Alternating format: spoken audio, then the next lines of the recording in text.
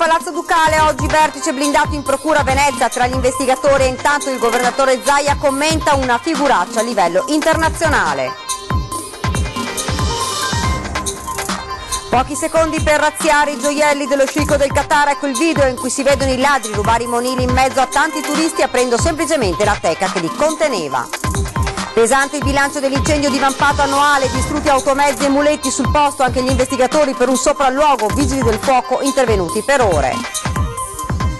Dopo l'incendio in un edificio di via Fratelli Bandiera insorgono i cittadini e l'ennesimo risultato del degrado, il sindaco faccia qualcosa al più presto.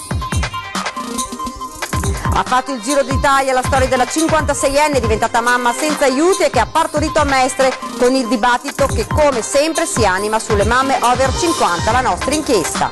Oggi primo giorno di saldi, soddisfazione da parte dei commercianti con negozi letteralmente presi d'assalto da veneziani e mestrini a caccia di offerte e sconti imperdibili. Parla il gondoliere generoso che per strappare una disabile alle lacrime e alla sofferenza non ha esitato a farle fare un giro in gondola gratis e ora verrà premiato dal governatore.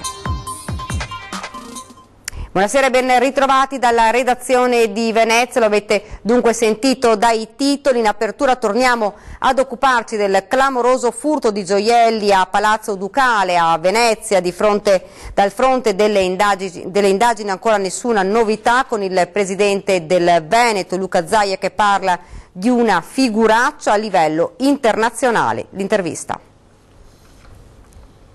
So semplicemente che sembra che siano spariti 3 milioni di euro di gioielli. Prendo atto di questo, la figuraccia ormai l'abbiamo fatta a livello internazionale, mi risulta che si sono caricati le valigie e siano andati via con gli altri gioielli. Così oggi il presidente del Veneto per il colpo messo a segno nel cuore di Venezia, Palazzo Ducale in pieno giorno, in mezzo a migliaia di persone, con i ladri che per rubare i gioielli in esposizione hanno semplicemente aperto la vetrinetta e se ne sono impossessati andandosene indisturbati. Oggi in procura a Venezia riunione operativa con gli agenti della Mobile e gli investigatori dello SCO di Roma. Dal fronte delle indagini sono ore delicate e quanto mai più convulse. Spero che le forze dell'ordine adesso garantiscano la giustizia questi malavitosi, perché comunque mi dà l'idea di essere stati molto efficienti nella loro professionalità, dei ladri veri. Un colpo a dir poco spettacolare, un colpo alla Le Pen, hanno detto gli stessi investigatori, beffati sotto gli occhi di migliaia di turisti,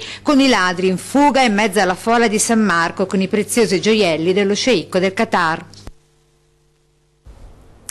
Un colpo durato pochi secondi, è il tempo che ci hanno messo i ladri ad aprire la teca a Palazzo Ducale e rubare preziosissimi gioielli. Nelle immagini che vedrete l'abilità e la rapidità del furto. Studiato, preparato nei minimi dettagli, le immagini della videosorveglianza di Palazzo Ducale mostrano la rapidità del colpo. I ladri, 2, si possono vedere in azione, hanno agito in una manciata di secondi. Hanno aperto la teca con un grimaldello in plastica, quasi fosse solo appoggiato, poi hanno preso la spilla di diamanti e gli orecchini del Maharaja, hanno infilato i gioielli in tasca e si sono allontanati con la stessa calma con cui sono entrati. Immagini davvero inquietanti, la facilità con la quale sono riusciti a forzare la teca e poi l'allarme a scoppio ritardato. Una certezza c'è, sono dei professionisti. 2, come detto, le persone immortalate, uno con un basco in testa, l'altro con un cappellino a volto scoperto, vestiti con piumini, passeggiano nella saletta all'inizio con 4 altri visitatori. Poi, quando sono soli, si avvicinano alla teca, su una parete laterale, uno fa il palo, l'altro armeggia, uno 2 volte alla base della teca, si volta, guarda verso l'uscita e dopo pochi secondi la apre. Gli inquirenti ritengono che al colpo abbiano partecipato anche altre 2 persone e su questo video stanno indagando gli uomini della questura e la squadra investigativa giunta da Roma. I ladri hanno lasciato pochissime tracce. Molto probabilmente gli Arsenio Le Pen della Laguna hanno consegnato i gioielli a qualcuno che li attendeva in altre sale, poi si sono allontanati indisturbati. Un furto quasi sicuramente su commissione. Nella stessa teca c'era anche una collana che non è stata toccata. Le direttrici d'azione sono 4, spiega il questore. Un colpo come questo, mai accaduto a Venezia, non può essere stato compiuto solo da 2 persone ed è caccia ai ladri. Misterioso ritrovamento a Venezia nel pomeriggio di oggi. Una pattuglia dei carabinieri impegnati in un servizio di controllo del territorio su riva degli Schiavoni, poco distante da piazza San Marco, ha individuato all'altezza del ponte della Pietà, seminascosta tra le passerelle dell'Acqua Alta, la testa di una scultura. Il manufatto, un enorme blocco di marmo del peso di mezzo quintale, raffigurerebbe il volto di una donna. I carabinieri di Venezia sono a lavoro sin dalle prime ore della misteriosa scoperta per cercare di risalire alla provenienza dell'opera. Immediatamente è stato richiesto l'intervento dei carabinieri del nucleo tutela patrimonio culturale per svolgere approfonditi accertamenti presso la banca dati delle opere d'arte da ricercare. Probabilmente si presume che l'opera sia stata lì abbandonata dopo un tentativo di furto finito male, in considerazione anche del notevole peso del manufatto che ne rende assai difficoltoso il trasporto. Le indagini dei carabinieri sono tese a cercare di risolvere il mistero, capire innanzitutto la provenienza dell'opera e il valore, anche grazie all'intervento della Soprintendenza dei Beni Archeologici e Culturali e altri esperti di storia e di arte, ed ovviamente individuare i responsabili del singolare episodio. E continuiamo con la cronaca. È stata una notte di paura. A Moniago i vigili del fuoco hanno lavorato ininterrottamente da ieri sera per domare completamente l'incendio scoppiato nel capannone della Elettro 2S. Nessun pericolo comunque per i cittadini, ha detto il sindaco Patrizia Andreotti.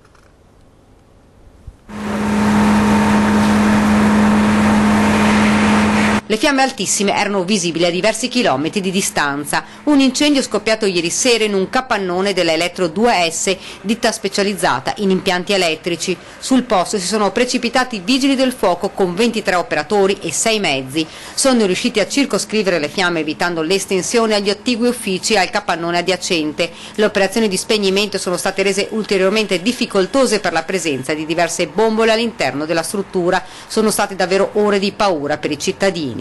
L'edificio coinvolto si trova in una posizione centrale di Moniego, tra l'altro molto conosciuta l'azienda, un edificio nuovo, e chiaramente il primo scoppio ha creato preoccupazione. Le fiamme si erano subito elevate alte e fumo intenso, come si può immaginare, e quindi sicuramente la paura c'è stata da parte di tutti. Il fuoco ha distrutto i mezzi che si trovavano parcheggiati all'interno del capannone di 1200 metri quadri e poi le fiamme si sono propagate all'interno di tutto lo stabile. L'amministrazione comunale ha chiesto ieri sera ai cittadini di rimanere all'interno delle proprie abitazioni e di chiudere le finestre in via precauzionale. Sul posto anche l'ARPA per monitorare la situazione ambientale. Nella notte il sindaco di Noale ha avuto i risultati dei rilievi effettuati. Nel corso della notte ci hanno inviato anche la relazione puntuale degli esami e da questo risulta proprio che la popolazione, i residenti possono stare tranquilli, non c'è stata alcuna emissione di sostanza tossica. Fortunatamente nessuna persona è rimasta ferita né intossicata da fumo. Sul posto anche i carabinieri. Al vaglio dei vigili del fuoco le cause del rogo, anche se sembra di origine accidentale. E adesso la storia della 56enne diventata mamma senza aiuti medici in modo tradizionale, partorendo a Mestre a dicembre scorso una bimba. Storia che ha già fatto il giro di tutta Italia e di cui si dibatte da un punto di vista etico e morale. La nostra inchiesta tra i turisti ed i veneziani. Sentiamola. Mi penso che ne possa stare in un primo momento tanto contenta. Penso se una era il primo, dico di sì che era contenta, ma amico, vedo fioi e a 56 anni a trovarmi senza nulla. Mi lasci senza parole perché io figli non ne ho, quindi non mi sono mai posta questi problemi. È giusto, non c'è niente di sbagliato nel poter avere figli anche più avanti, l'importante è, controllare che non ci siano problemi genetici. Ecco, questa è l'unica cosa che bisogna un attimo monitorare, ma al giorno d'oggi si può fare. Qui in questo caso accettiamo il fatto e diciamo ben venga. Una cosa stupenda. Miracolosa probabilmente. È molto fortunata, quindi sì, auguri. Io non ce la farei, però se è successo perché no, voglio dire, non sono assolutamente contro, anzi, se è una cosa bella per cui se mi succedesse lo accetterei, ecco. Al momento pensarci a 56 anni non avrei la forza fisica. Speriamo sia una buona mamma e non faccia la nonna, tutto là, perché senza offendere nessuno, quando il bimbo o la bimba avranno 15-16 anni, che è un'età impegnativa, io ne ho avuti 2, a 70 anni non so se ci stai dietro a un adolescente. Secondo me non c'è età. A qualsiasi età i bimbi ti danno la forza. Ovviamente dipende anche che lavoro fai. Io al massimo posso aspirare a diventare nonno. Entro la prossima settimana la preintesa sull'autonomia del Veneto, il sottosegretario Baretta conferma che la strada intrapresa procede bene. Novità anche per quanto riguarda il residuo fiscale. Vediamo. Io penso che già la settimana prossima ci incontreremo e l'ipotesi è quella di arrivare ad una preintesa sulle prime materie. Dunque il percorso verso l'autonomia del Veneto per le materie, tra cui ambiente, lavoro, sanità concordate da Regione e Governo, sta procedendo e procede bene. Così il sottosegretario Baretta fa il punto sul dialogo in corso con il governatore Zaia. Sul tavolo anche la volontà di trattenere in Veneto le risorse stabilite con Roma. Credo che sia la strada più seria quella di evitare che i soldi vadano, la parte che si converrà, no? Vadano fino a Roma per poi tornare indietro. Non ci sono spese di trasporto, ma diventa un percorso inutile e quindi trovare una soluzione che preveda che la parte concordata in origine resta di competenza. Questo, spiega il sottosegretario, eviterebbe eventuali tagli da parte del governo. Penso ad esempio quando in piena crisi economica il governo Monti cominciò a tagliare i trasferimenti alle regioni, ai comuni e alle province, in questo caso sarebbero esonerati da questo taglio. Insomma, tutto sembra andare nella direzione giusta per arrivare a breve ad una preintesa. Possiamo dire che la settimana prossima potrebbe esserci la preintesa? Adesso non so se la settimana prossima la preintesa, sicuramente, però siamo addirittura d'arrivo. L'incendio esploso ieri in via Fratelli Bandiera ha riaperto polemiche sulla gestione del degrado a Marghera, l'appello dei comitati cittadini al sindaco.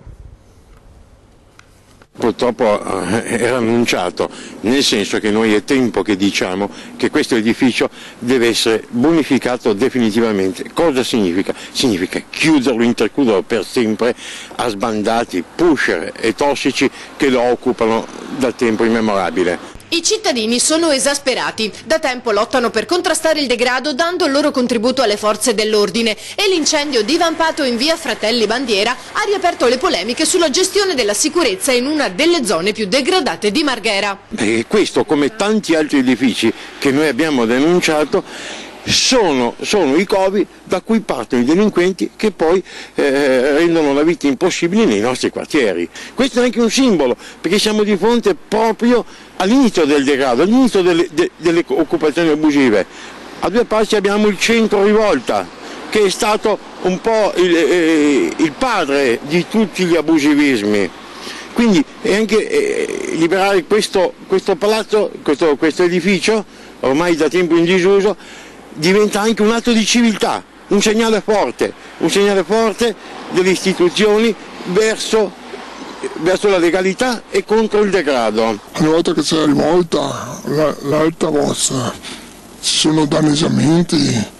Adesso ho sentito che ci sono anche aggressioni, c'è stata un'aggressione sul sottopasso della paura. Non solo, nella notte ci sono stati anche dei furti, raccontano i membri di Marghera Oggi 2.0. Qui adesso mi hanno riferito dei residenti che hanno aperto ben 4 garaggi, da dove mi hanno detto, mi pare che sia 100 metri da qua. Da qui l'ennesima richiesta di aiuto. Speriamo qua che il sindaco o il prefetto, il questore si mettano una pezza, perché la zona industriale di Marghera sta diventando un bivacco e un'aggregazione di personaggi assai anche pericolosi. Facciamo un appello al sindaco e a tutte le istituzioni: questo luogo deve essere definitivamente interchiuso a spacciatori, pusher e sbandati.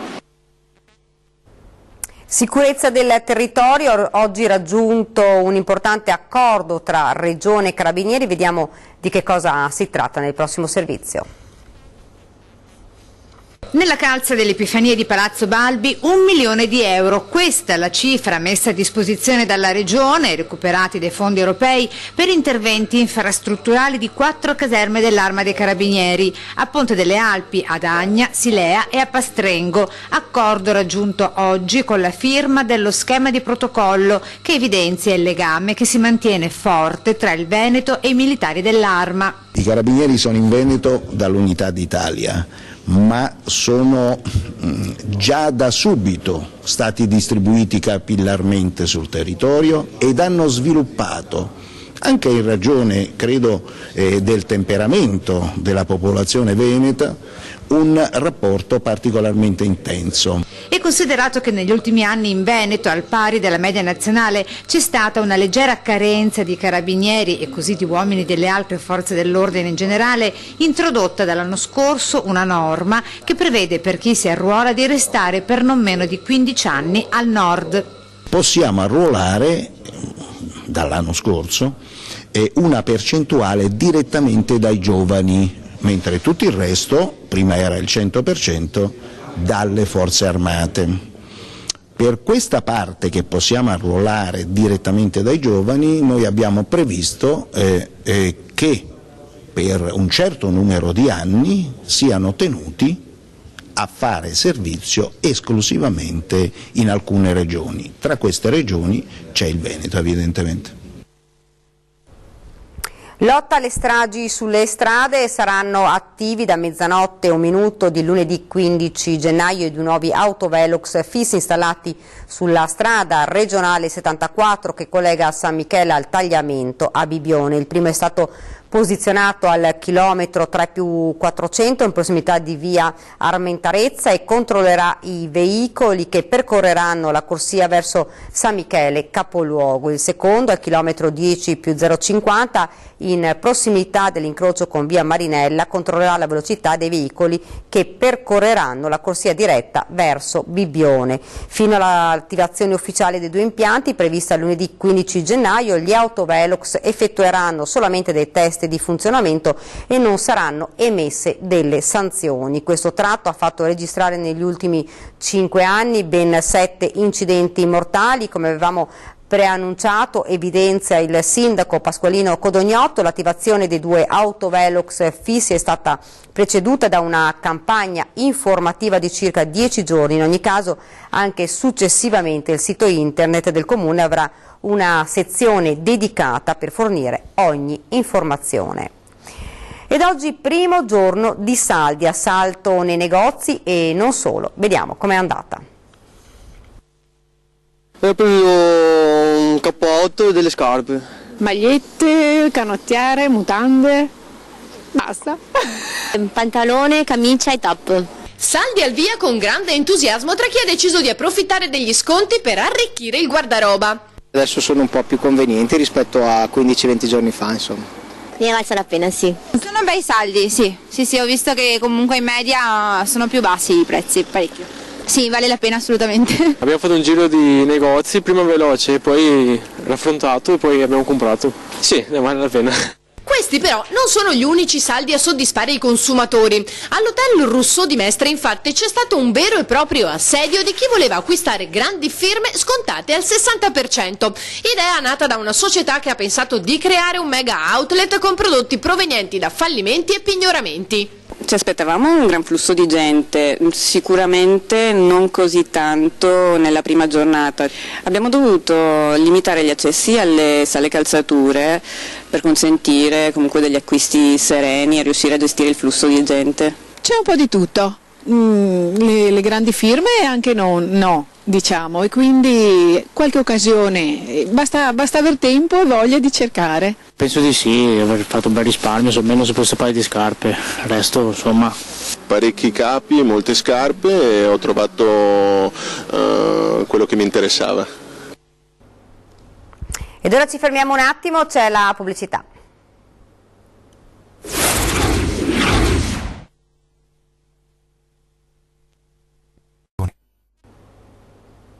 Siamo tornati nuovamente in studio con l'edizione veneziana dei nostri notiziari e adesso la storia del gondoliere generoso che giovedì prossimo verrà premiato in regione dal Presidente. Il motivo? Aver anteposto il cuore al portafoglio per aiutare una ragazzina disabile trevigiana. Io l'ho fatto solamente perché a me interessava non vedere più la bambina che piangeva, ma vedere un sorriso della bambina. E basta. Eccolo Lino Garbisi, 44 anni, veneziano e papà di 3 bimbi, ribattezzato il gondoliere generoso.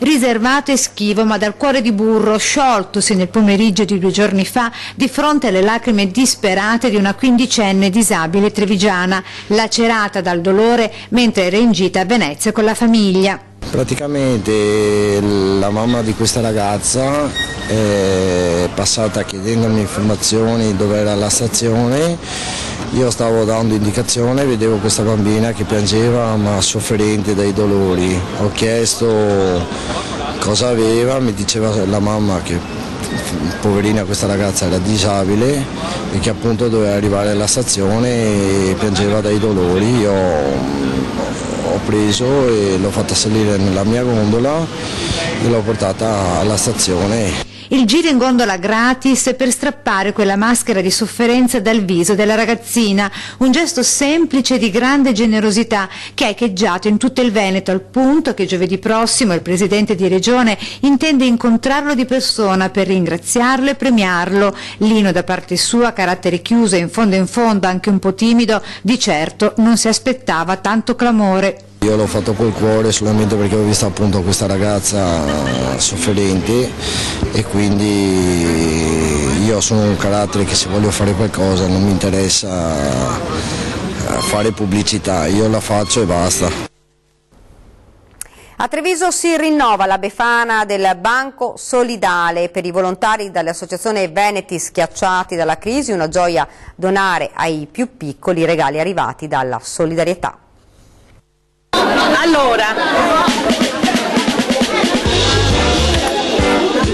mettetevi in cerchio, tutti per mano, bravi, guardate bene, tutti per mano, anche quelli grandi.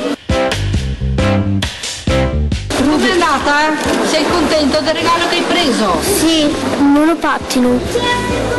Ma ci sai andare dopo sul monopattino? No, ma mia mamma mi insegna. Hai trovato quello che ti piaceva? Sì, sei contenta? Anche tu? Hai trovato quello che ti piaceva? Sì. Cosa hai preso? Tante cose. Quei volti stupiti di fronte alle sorprese, quegli occhi che raccontano tutto. La soddisfazione più grande sta tutta qui per Mirella Tuzzato e i volontari del Banco Solidale. Scaldarsi il cuore con la felicità dei bambini, alle prese con una Befana speciale. Un sacco di belle robe, un sacco di calze, un sacco di giocattoli, biciclette, di tutto. Va in scena la Befana organizzata dall'associazione Veneti Schiacciati dalla Crisi ed è solo un tassello del mosaico che viene costruito settimana dopo settimana dalla grande rete solidale. Ma è un tassello speciale perché riguarda soprattutto loro, i più piccoli, giocattoli e pure dolci, come il cioccolato donato dall'azienda padovana Benecioc. Siamo felici di essere qua. Abbiamo optato per i bambini il cioccolato bianco, il latte e il riso soffiato su base latte, spero che possa piacere. È bella o brutta la Befana? È bella. È bella la Befana. Non si aspettavano così tanti regali, la calza, i regali, la cioccolata, proprio una roba che fa piacere perché li vedi tutti contenti e sorridenti, proprio bello. Mi piace la Befana, vorrei fare tutti i giorni, tanto sono una Befana. Ed ora siamo arrivati alla nostra rubrica dei presepi, quindi vediamo insieme il presepe di Enrichetta della Gazzera.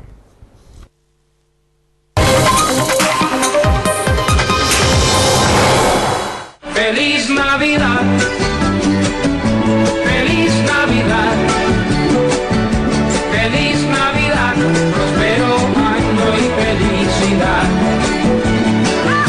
Feliz Navidad, Feliz Navidad, Feliz Navidad, prospero año y felicidad. I wanna wish you a Merry Christmas. I wanna wish you a Merry Christmas. I wanna wish you a Merry Christmas from the bottom of my heart.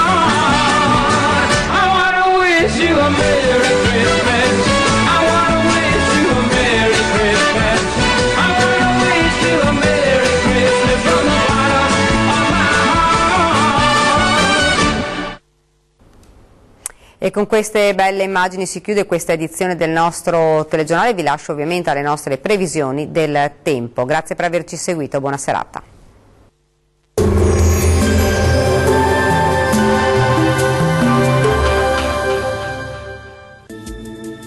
Ben ritrovati al meteo di Antenna 3. Molte nubi sulle nostre regioni con tempo localmente instabile, qualche pioggia dunque nella giornata dell'Epifania. Vediamo il dettaglio. Sul Veneto il cielo sarà molto nuvoloso e in prevalenza coperto sulla nostra regione, dove non si esclude anche qualche debole piovasco, specie sul nord veneziano. In genere asciutto invece altrove. Diamo uno sguardo all'andamento delle temperature. Le massime saranno comprese tra 8 e 11 gradi, valori minimi oscillanti tra 4 e 9 gradi circa. Spostiamoci ora a vedere che tempo farà sul Friuli Venezia Giulia. Sarà spiccatamente instabile con cielo grigio e coperto e con precipitazioni sparse, possibili un po' ovunque, ma meno probabili sul Pordenonese. Le temperature massime saranno comprese tra 9 e 13 gradi, minime tra 7 e 11 gradi circa. Spostiamoci ora a vedere la situazione meteorologica del Trentino Alto Adige. Molte nubi sui settori meridionali della nostra regione, anche con qualche debole pioggia associata. Meglio altrove, sia pure con qualche precipitazione nevosa. Le temperature massime saranno comprese tra 3 e 8 gradi, valori minimi tra 1 e 6 gradi circa. Il mare sarà generalmente mosso, i venti deboli sudorientali sulle zone costiere e moderati invece al largo. Dal meteo di Antenna 3 è tutto, arrivederci.